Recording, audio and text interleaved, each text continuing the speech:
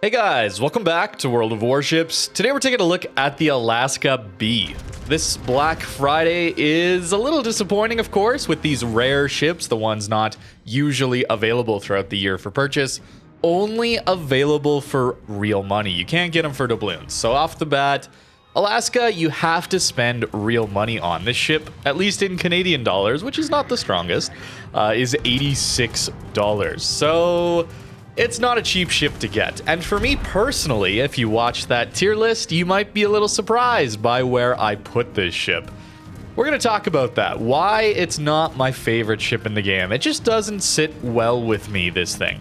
That said, it's a very powerful cruiser still. I think this is a very strong tier 9, and if you enjoy what this ship enables as far as playstyle, you're going to have an absolute blast. This ship, of course, having an American radar, it has 305mm guns with the improved pen angles that some of those heavy American cruisers get. So that means this ship can do a ton of damage and bring a lot of utility.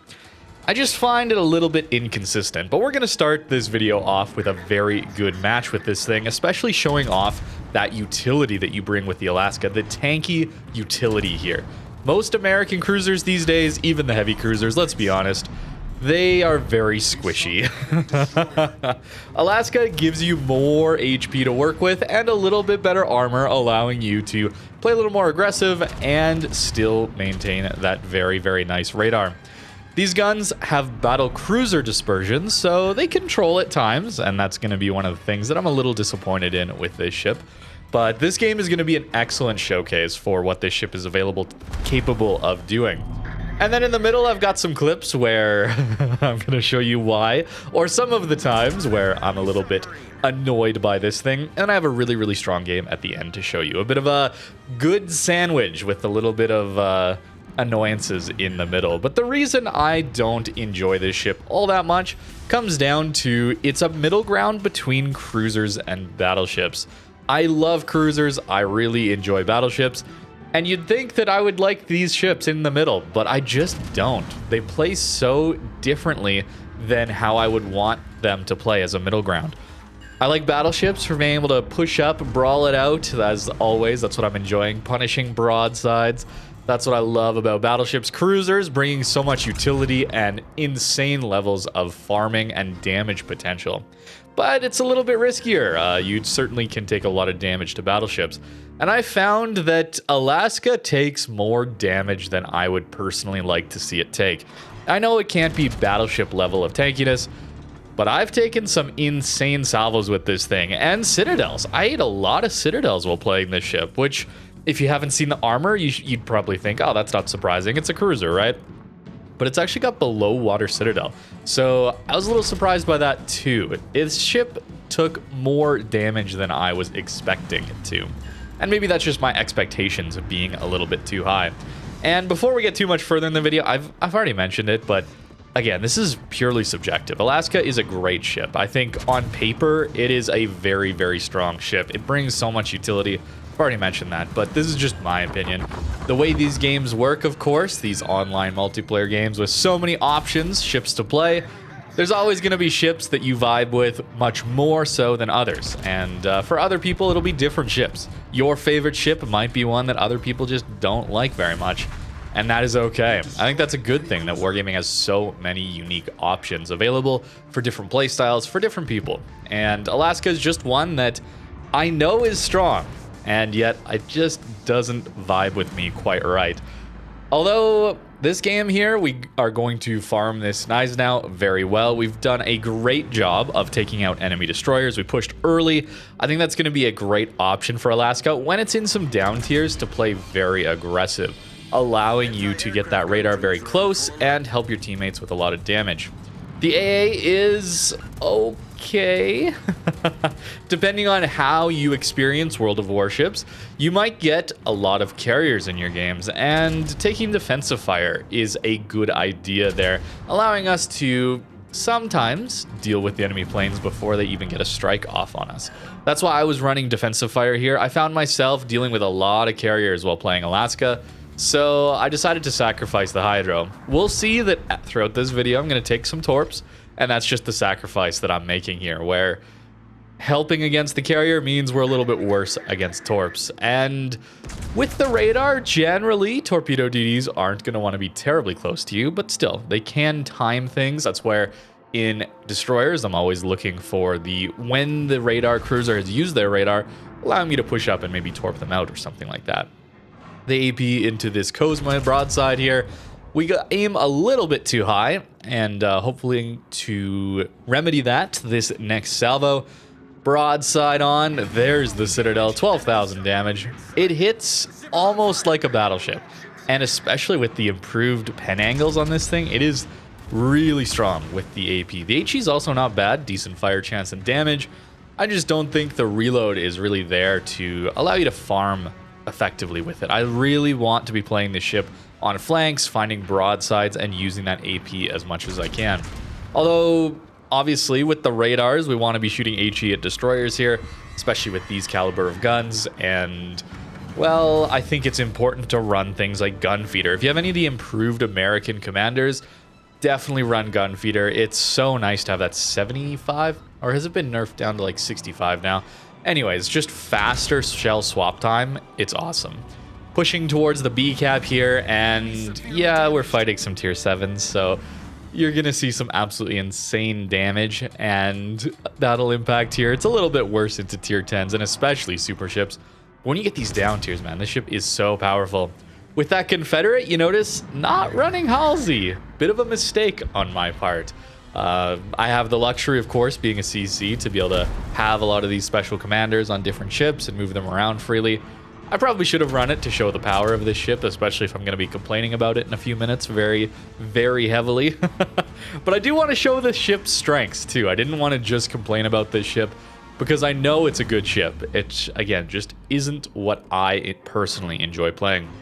Unfortunately, not quite able to finish off that DD, and we have a decision to make here. Pushing in or kiting. This is a situation where Alaska is not tanky enough to lead the charge here into so many enemy ships. We're outnumbered, but we're in a situation where we don't have another option, right? Like, this is a situation where the enemy team is just going to win, so we may as well try and push in instead of just running away and accepting defeat. We want to try and do something here. So arcing over islands is a nice feature, of course, of slow guns, and it allows us to get some damage in on this Tennessee here. You do have to lead quite a lot with these guns, and cruisers that you're wanting to punish when they're broadside certainly can outmaneuver your shells very easily at these longer ranges. It doesn't take much to avoid Alaska shells, unless you catch them flat broadside. Here, the Cosma, I think I led that okay, but I am going to spoil just a little bit. We don't really get much damage there, so I guess that was probably an aiming thing where I didn't aim quite properly, or I guess now that I'm looking at it, he turned in. Although I would expect a little more damage considering the improved pen angles there, if we hit, of course. Tennessee broadside on to us.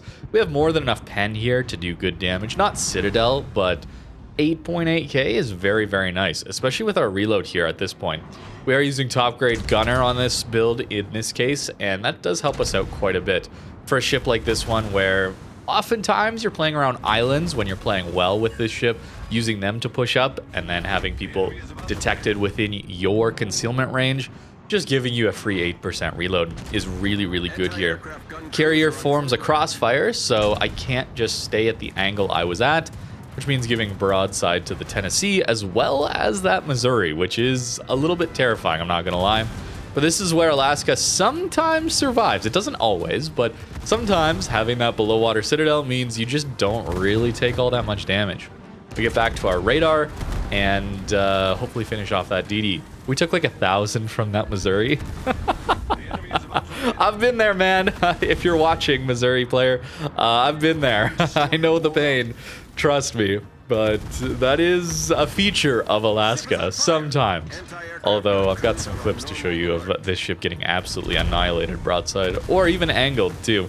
This ship, of course, does not have an icebreaker. It sits low in the water. It does look very cool. I think the design of Alaska is very, very cool as far as cruisers go, battle cruisers. I love the lower, how it sits lower in the water relative to a lot of the other battle cruisers, right? We're looking at the German battle cruisers.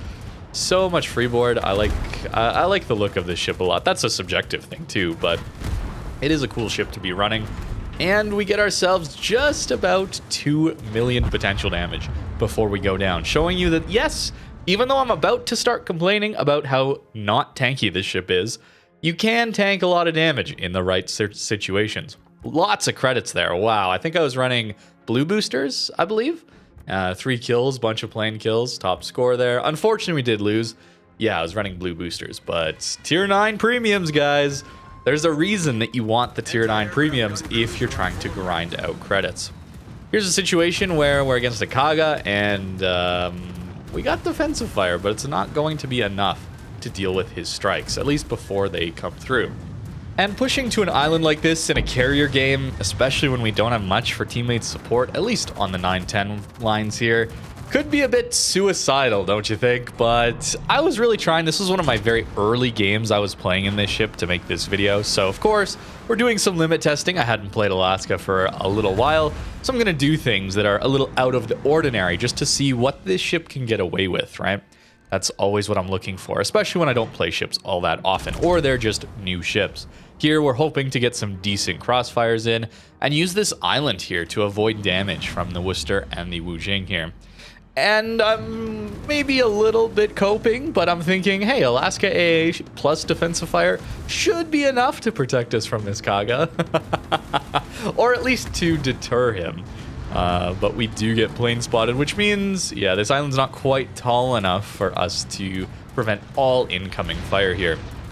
But Iowa pushing in, and certainly with these improved pen angles, we're just sticking with the AP here.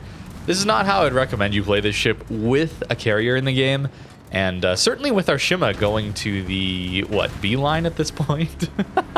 I don't want to just blame him here, but yeah, if you're playing this game, not to flame teammates, but for your own personal ability to play the match and do well, you should be keeping an eye on your minimap and seeing where your teammates are playing at the very least and responding to that. Here, I'm not doing a good job of that, and we might have to worry about that Wujing pushing us here. But Iowa getting into the cap means I want to fight him. Even though we don't have the icebreaker bow here, I do want to take a fight with him. And this is really going to show you the insanity that is these pen angles here. This is something that almost no battleships or cruisers are really capable of doing here. Iowa is well angled, and yeah, we just get a citadel. I was shocked, man. I was super surprised by that. 60 degrees is when the auto bounce angles start to activate. So anything below that, and yeah, you're just getting normal pens. 68 degrees is when you're guaranteed to bounce, by the way. So yeah, it's Des Moines angles, man. It is really good. And unfortunately, the Shima does get the torpedoes off on us. Nice torp run, and we go down. But I had to show that as well. So maybe a little more good, actually, in these clips than I remembered. This certainly is not good. Taking 20k bow on to a Vladivostok. Yeah, you don't really expect to take that much damage, bow on, certainly. The ship does have a decent amount of deck armor, too. That's the other reason that I'm not expecting it there, bow on. Certainly, if you're using your rear gun, your upper belt can get overmatched, as well as just regular full pens. You're not going to angle all that well when you're shooting your rear guns. It's like a 33-degree forward angle, 37-degree kiting angle, so you're exposing enough broadside to take some damage. Although, again, below water citadel. So here, we're less angled. We're playing worse against this Vladdy. At least, in my opinion, we're playing worse by showing that much broadside. And we take a hit. But it's not as much as we took bow on. And yeah, now we're pushing out here. Unfortunately, we're eating the flood, so we don't stop as quickly as you normally would without flooding. And yeah, we are going to go down. Played it poorly. That's my own fault there, certainly. But that's a lot of damage bow on, don't you think? I did not expect that. That's where those icebreakers really do come in handy. Unicum pushing very aggressively. I suppose I'm pushing very aggressively here too, given that it's just basically me and Malta here with an Orkan on the flank. But again, just full sending. I'm trying things out. The final game, don't worry, I do play it a little bit more sensibly, and we get a great match. So if you're not just full sending in, Alaska's going to do great. I think that's maybe where I'm a little bit disappointed in it, and that's just purely on my own false expectations of this ship. I want it to be tankier than it is. I want it to be a battleship with smaller guns, smaller, more accurate guns, and a radar. That's really what I want it to be, and I suppose that's my own fault for having those expectations of it. But hey, in this case, it worked out. We managed to deal with that Unicum, and we did not eat his torpedoes, even though we didn't take a hydro. Lucky, certainly, that he didn't torp directly at us. Here we got the cruiser. It's pretty broadside, but I think there's situations here where the shells don't always pen, depending on the ship you're running. And here, just guaranteed pens. In fact, double Citadel, and we take them out.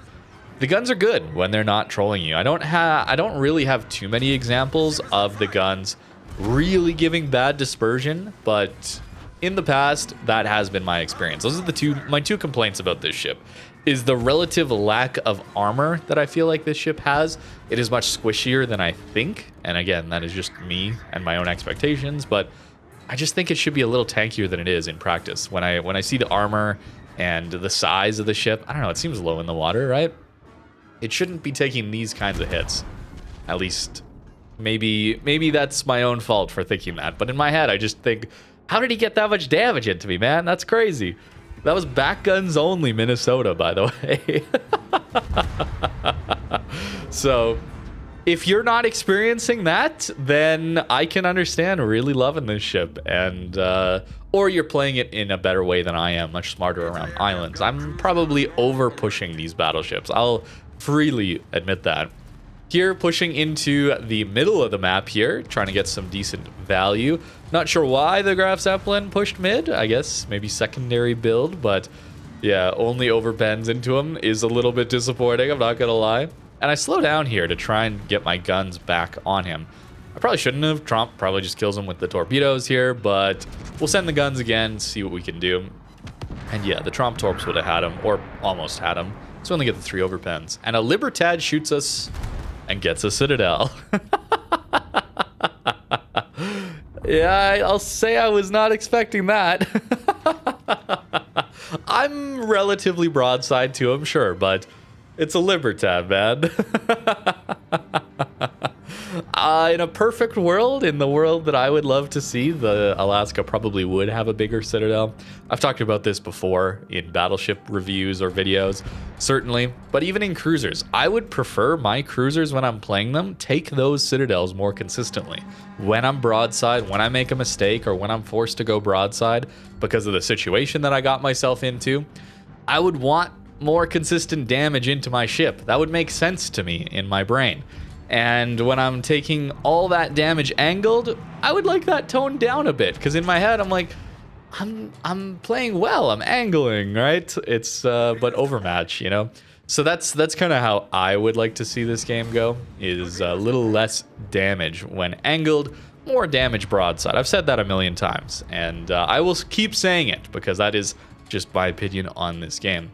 Our Tromp does go down, but trades out the Sommers. I'm hoping that maybe I spot the submarine here, but no luck on that front. We're angled to Musashi, and then 14k. That's not a Citadel. That is just pure overmatch into us. And again, the deck armor at those angles, I feel like should be eating a little bit more of that and bouncing some more of that. Maybe my own expectations that I'm a little disappointed in.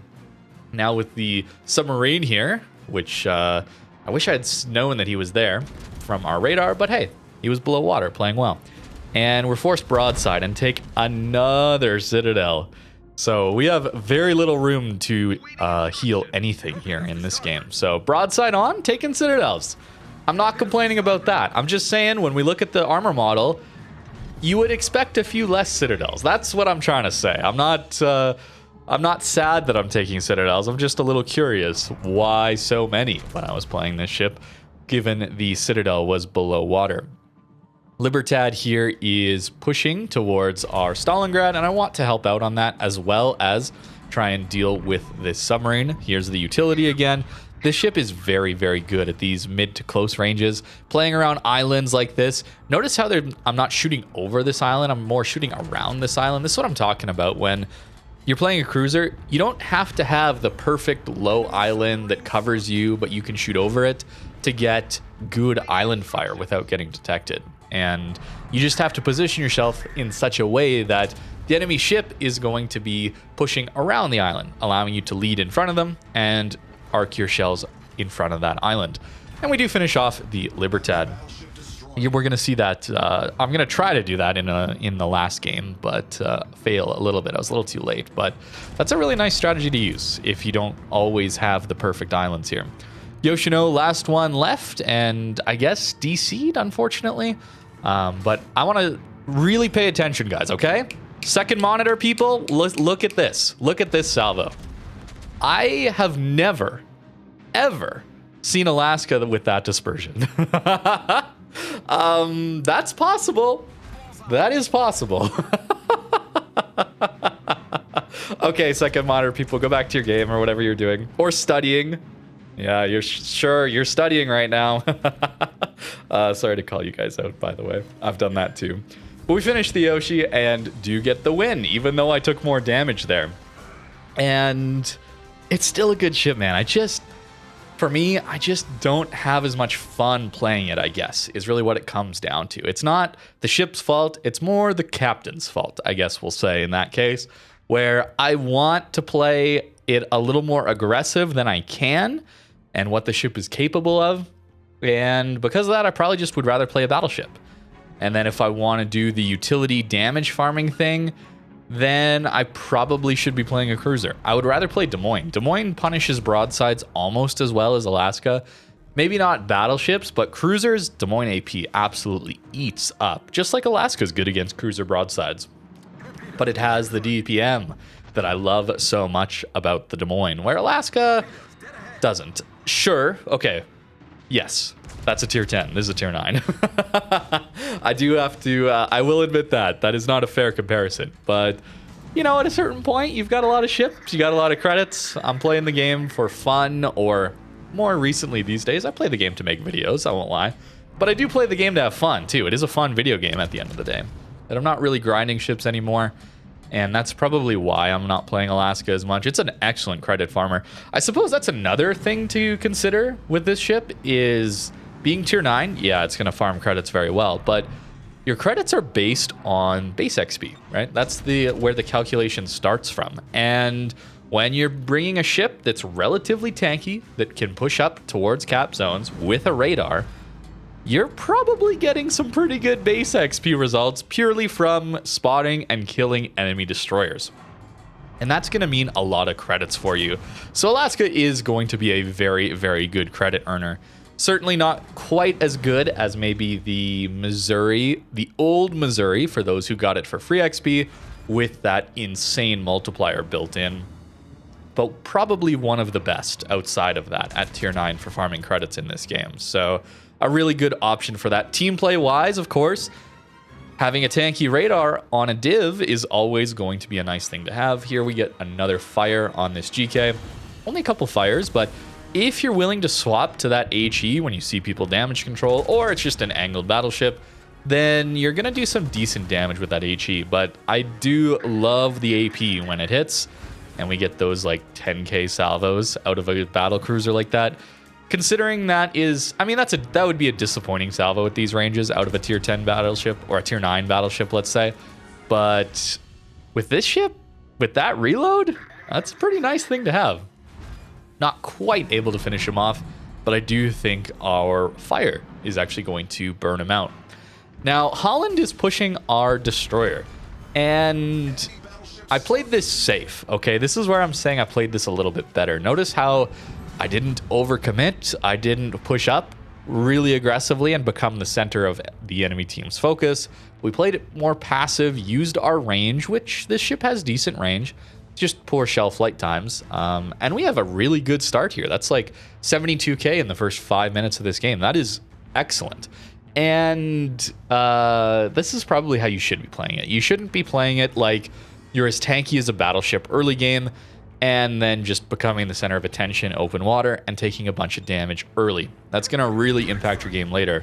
As always, when I'm talking about cruisers, your HP is so valuable because as the game progresses, there's less crossfires to deal with, less battleships, and that HP becomes incredibly useful for trading later in these late game scenarios with your DPM, your utility.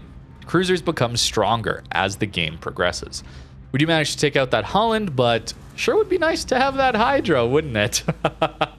If you don't find that there's a lot of carriers going after you in your Alaska, then run a Hydro. Even if you do probably still run a Hydro, there would be an argument that I would find quite compelling to say, if carriers are often coming after your Alaska, you're probably mispositioning. If you're saying that about me earlier, I don't disagree. But I love to push, man. I gotta try it. And we did okay. We did okay in some of the games, at least. Now, to Los Andes. Yes, the Pan-American battleships this update have been out in force, haven't they? This guy is going to take quite a bit of damage to our AP, and I want you to really notice that this ship is being buffed by arms race. I tried as best I could to get games for you that were not arms race. That way you can see just generally what the ship is capable of. But here we certainly have a bit of a heal ticking. We got some more HP, and we got some nice alpha damage buffs. So when we're using the AP, improve pen angles, hitting upper belts, hopefully, we're going to do a lot more damage in this than we would in a standard game. So some of the salvos, I mean, we haven't had that crazy of salvos, but just you wait. Not to spoil. This is a little bit extra. Now, I overpushed, and this time I'm reversing out of it. This is not always the best idea. Given that Alaska has that below water citadel, oftentimes you should be getting away. I don't like this as a game mechanic, but you probably do get away with doing the suicide turn a lot of the time, given the below water nature of this citadel. So just stopping and reversing is probably a bad idea, especially if they have cruisers that are able to farm you. Fortunately here, the enemy Buffalo and Hipper are not able to do that. And the Los Andes aren't quite in range, at least they weren't yet, to get their secondaries online. If they were, this would be a very bad position to be in. And if I was playing a little bit better here, this is where I want to just mention the Libertad shots from the previous game where I was using the island. He was pushing in front of that island or around that island, allowing me to shoot him without getting detected. If I was playing a little bit better, I would have stopped and gone forward. Basically when I said I was making a mistake or wasn't playing quite as well. Like 10, 15, even 20 seconds ago would have made a huge difference here. I could have pushed up and not been detected here, while all the while shooting this Los Andes broadside. And he's quick enough that I can't quite get it behind that island to do that. So we're going to take some damage from his secondaries, also some of his main guns too. But we're going to do some decent damage in return.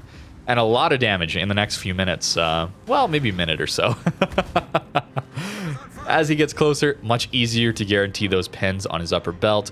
Los Andes, as well as the entire line, or all three of those Pan-American battleships, they do take a lot of full pen damage, 17k from 5 full pens. That is all 3 arms race damage buffs, though, to keep in mind. And really, it's arms race damage buffs, guys, but that is a Hipper on 35,000 HP. And that's our front guns.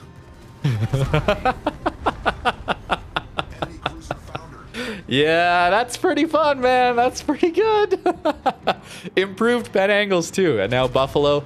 Unfortunately, I just literally do not lead quite enough for him. So maybe that one shell was lucky that we got that to disperse into a citadel, but we are going to go down here. I did swap over to Halsey, realized mistake after some of those games where I did get confed and wasn't able to use him. Up to 194 here. A very good game. Arms race buff, certainly. And now I'm just hoping he makes a mistake to go broadside again, because even a little bit of misangling against an Alaska, these American heavy AP shells with improved pen angles, you're going to do some good damage into these guys. Somehow survive in here, by the way. Against cruisers, you are very tanky. So if you can find a flank where there's not a lot of battleships that can overmatch you, you're going to have a blast. In ranked, this ship's going to be sweet. Maybe I'm convincing myself I'm wrong about this ship. I don't know. While I was playing it, I found myself getting frustrated. Maybe unreasonable. Maybe my expectations when I'm playing the game are just way too high. I'm recording this days, maybe a week later from some of these games. It's a good ship, man. I just don't enjoy playing it for some... When I'm playing it, I just don't have as much fun as I do in other ships, I guess. But I do think that's a great part about this game, and again, why there's so many ships in this game, that it allows you to find a ship that you enjoy, the playstyle you like, and have fun with it. And there's so many options of different playstyles that you'll probably find something you like. It also means that there's going to be ships that are just good that you just don't really enjoy quite as much as others. And for me, that is Alaska. Unfortunate that this ship is only for real money purchase this Black Friday. I sure hope Wargaming took that feedback on board and next year will not do that. Keep it as doubloons, and or at least give people more of a heads up instead of just springing it on people. For those who have been saving their doubloons up over the year, to just have that as a surprise isn't very fun, especially when these ships are only available as purchase during the Black Friday event. All us CCs also hype up this event as this is your opportunity to get some of these rare ships for a good discount, as well as other ships for a discount. So I've got a part to play in that too. So it does make me look bad, a little bit bad as well. So I apologize for my part in that too. But if you've got the cash, it is at least available still. They didn't just fully remove it. Here's the armor, by the way, 27. So yeah, 406s, you're going to struggle. 28. Does that change overmatch for anything? I don't know if it does, but maybe some HE shells, I guess. But really, 406s do just smash through you, as you saw.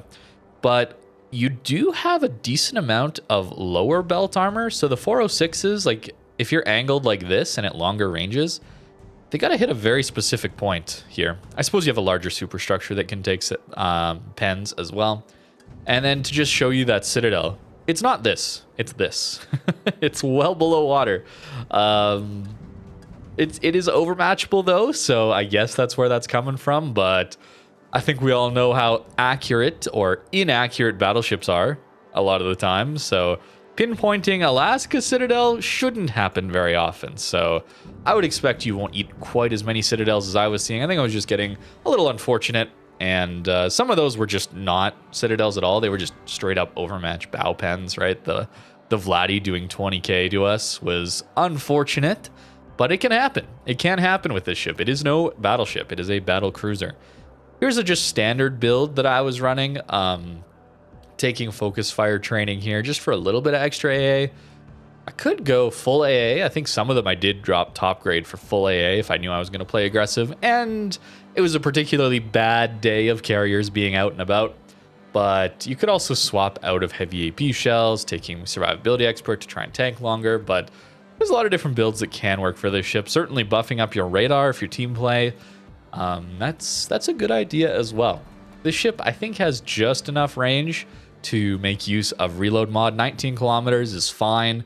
In those tier 10 super ship games, it might not always feel fine, but tier 9 against tier 9s, this is good. So then you can take reload mod and get that 17.6 second reload. It's very comfortable to have that reload.